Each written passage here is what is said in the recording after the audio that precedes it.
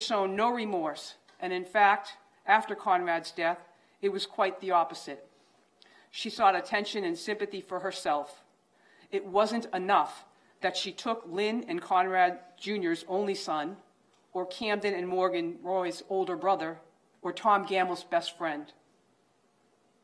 In the aftermath of Conrad's death, she continued to use and deceive all of them until she was caught by her own words. And I would submit to the court that had not the Fairhaven Police Department confronted her, she would have continued her charade as the grieving girlfriend, quite possibly forever. And I would ask you to recall one of the text messages she did send to Conrad, where she told him that she felt played and made a fool of by him because he hadn't killed himself yet. But after his death, she became the player. She manipulated and deceived his family into believing she tried her hardest to save him. She lied to the police about her role in his death. She failed to mention anything about what she did to her own parents or to her treating therapist. She duped the town of Plainville and the King Philip Regional High School when she brought Homers for Conrad to their community, collecting money as a way to bring awareness to suicide prevention, when in fact, she was the cause of Conrad's homicide. The defendant is asking this honorable court for probation, and the Commonwealth suggests that is just not a reasonable punishment for the death of Conrad Roy and the tremendous pain and suffering that she has inflicted upon his family, his friends, and the communities that both she and he lived in. Nor would probation serve to help her in any rehabilitation. The Commonwealth is aware that the court has many factors to consider when coming up with a sentence that is appropriate in this case. Some of those, of course, are the nature and circumstances and the seriousness of the offense. What can be more serious than the death of an 18-year-old, such a promising young man who will never walk the face of this earth again? The victim impact statements you heard from the family members of Conrad Roy. These two young girls will never have an older brother. Lynn and Conrad Jr. have lost their only son. She does not have a Board of Probation record. The Commonwealth concedes that. But another factor Your Honor must consider is the probation report, and I again, and the Commonwealth agrees, it was quite a telling report.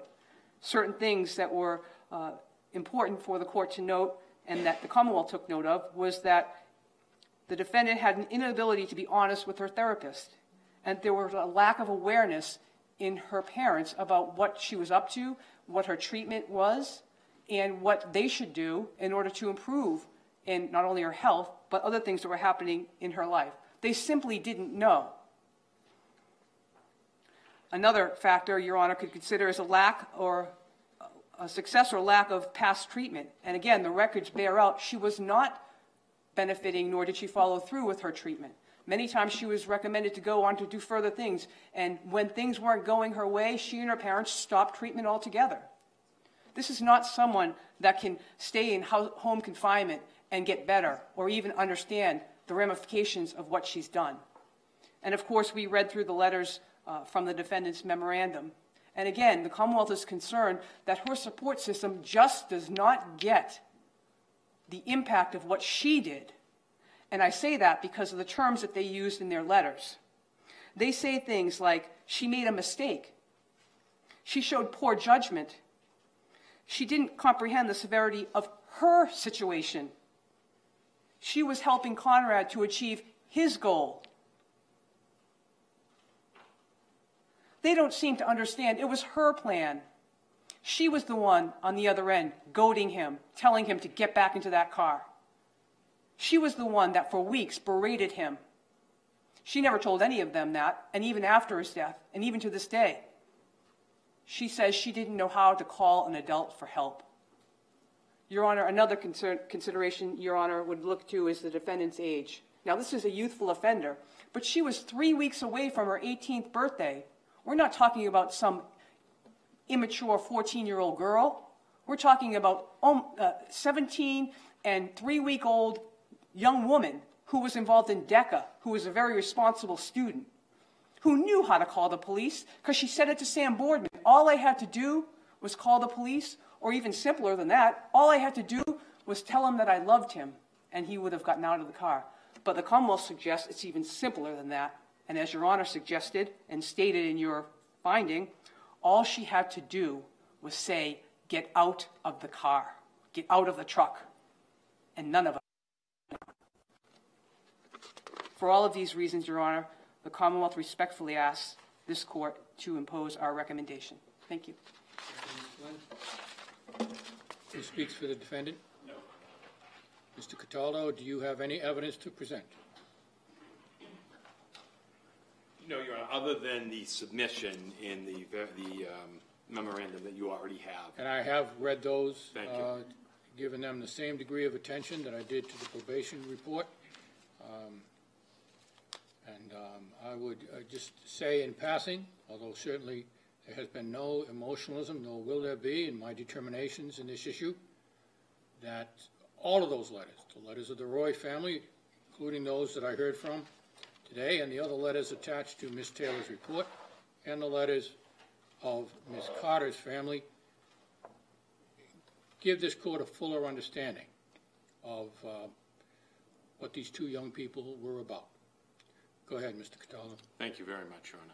Your Honor, the defense is requesting, as you've seen in our sentencing memorandum for your consideration, a period of 5 years of supervised probation with various conditions, including mental health counseling and evaluation, and following the recommendations to be supervised by probation of any and all mental health treatment that the evaluation comes back and recommends to this probation department, as well as having no contact with the Roys except as a pending lawsuit, other than in connection with that.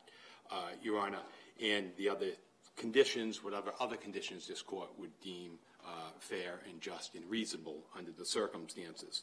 Based upon the reasons, the background information gathered, and I won't go through the entire report, obviously, of the probation department and the sentencing memorandum submitted by the defense, Your Honor, I will summarize by saying, as this court is well aware, we're guided with the idea in the juvenile justice system that the goal is not punitive, but yet rehabilitative. Ms. Carter was 17 years old at the time. We have a body of law from both the United States Supreme Court as well as the SJC about the adolescent brain development which a court can consider on sentencing. And there is the clear body that says adolescents are not as culpable as full-grown adults. Ms. Carter does not, I suggest to this court, pose a danger to the public. I suggest that this sad, tragic manslaughter that she has now been convicted of was a very unusual set of circumstances unique to these two individuals, Conrad Roy and Michelle Carter, who are both struggling with mental health issues themselves. Ms. Carter, as this court has seen, both from the probation department's report as well as through the course of the trial, had her own issues. She had her own troubles dating back to the year, going back 3 or 4 years to 2011, where she was inpatient and treated for various eating disorders, and she was put on antidepressants back at that time, which she remained on these antidepressants until the year 2015. Ms. Carter grew up in Plainville, Massachusetts, lived her entire life here in Massachusetts in Plainville, went through the public school system, and graduated ultimately from King Philip School. All while this case, and the case was brought in 2015, she was able to graduate. Throughout the course of her history in the public school system, there is no evidence, and probation has verified that there are no records of any kind of disciplinary problems against Ms. Carter whatsoever. There's no criminal history, there's no involvement with the court system, delinquency, there's no involvement with DCF on Ms. Carter's, in her various growing up. She has had no criminal history whatsoever. I suggest, again, Your Honor, that this was so unique, these two sad individuals taking these medications, and they were, you saw the full texting, respecting the court's decision of the conviction, but you saw the entire texting history and the evolution of the history. And I do think, just to touch upon that for a minute, there was an evolution of the history. The text messaging does not show that Michelle Carter just came up with some idea when they first started texting back in 2012 or 2013. Your Honor, Ms. Carter went on after high school. She did get accepted to college. She did not go to college as a result of the publicity connected with this particular prosecution. But during the time, she did further her education with online classes. She then took classes. She hopes to get involved in real estate and get a broker's license. She's been doing that. She was placed on strict conditions of her release back in 2015 when this case was pending. She has not violated any of those conditions of her release. Again, these are reasons why I suggest that she would be a successful candidate for probation and rehabilitative treatment in the community and not incarceration. Ms. Carter will have to live with the consequences of this for the rest of her life, with the publicity that this case has gained. That will be substantial. I think treatment is appropriate in this particular case for Ms. Carter. Your Honor, you have in the various documentation that she's still in counseling, verified by probation, that Ms. Gail Holmes opines that she's not a danger to the public, and specifically, as the court saw, that Ms. Carter does regret what happened. She also sent a letter to the probation department where she accepts responsibility for her actions, her words, her letter. The court has reviewed all this. Your Honor, I suggest that she is not a danger to the public, and in the remedial system, the juvenile system, probation is appropriate. Sadly, Ms. Carter herself was in treatment for nearly 4 or 5 years, but in particular, considering what the just disposition of this case should be, Your Honor, I ask you to take particular attention to what transpired in June of 2014 to Ms. Carter. She did go back, and you have seen these records, that she did go back into McLean, or she did go into McLean Hospital inpatient, where the texting with Conrad Roy really escalated during this time. She was inpatient for bulimia. She had previously been anorexic. She was under taking SSRIs, taking antidepressant medication during this time. She is released from McLean in this critical time, and she begins counseling with Anchor Counseling. You've seen those records. She tells the counseling at Anchor, you've seen these records, that she was overwhelmed by her Conrad Roy's suicidal ideation.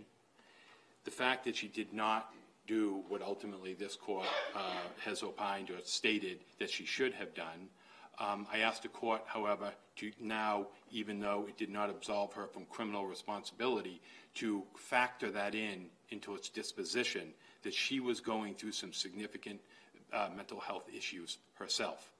And during this time, prior to July 12th of 2014, Ms. Carter did get diagnosed with depressive disorder herself through the Anchor Counseling that she was involved in, Your Honor.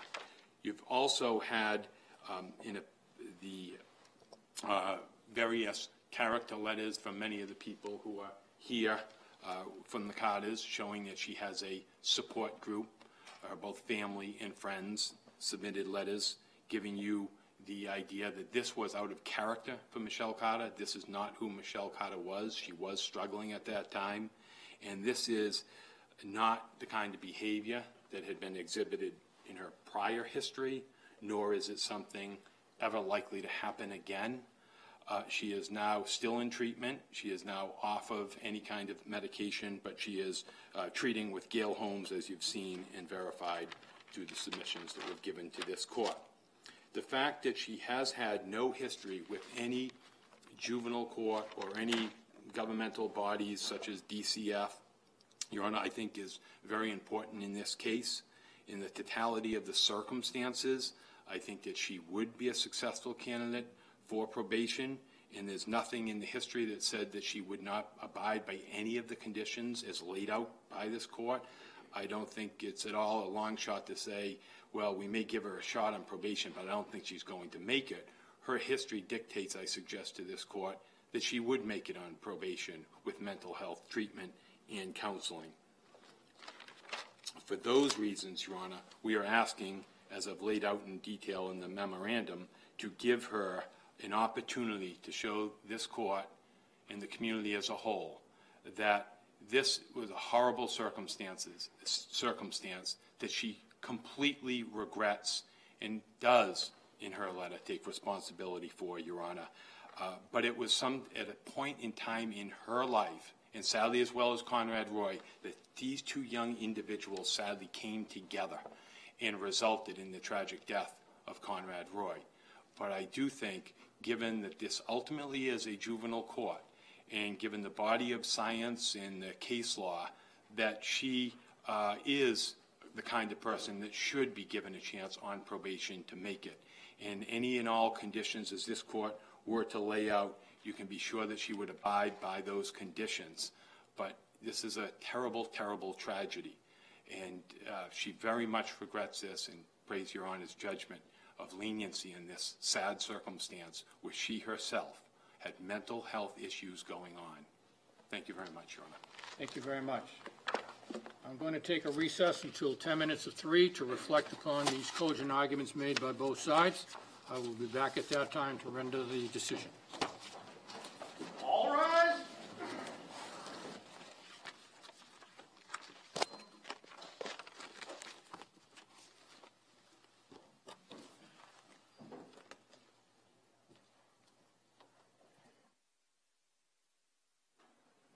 You may be seated.